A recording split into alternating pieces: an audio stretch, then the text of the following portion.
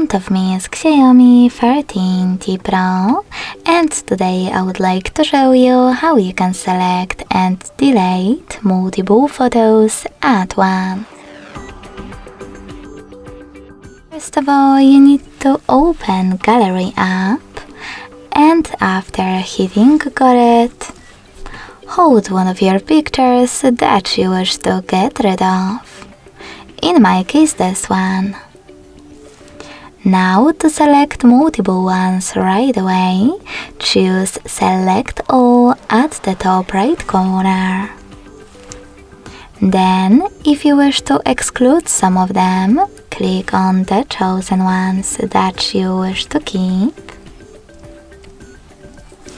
And to delete the rest, tap on Remove at the bottom right corner. Lastly, confirm your choice in the pop-up.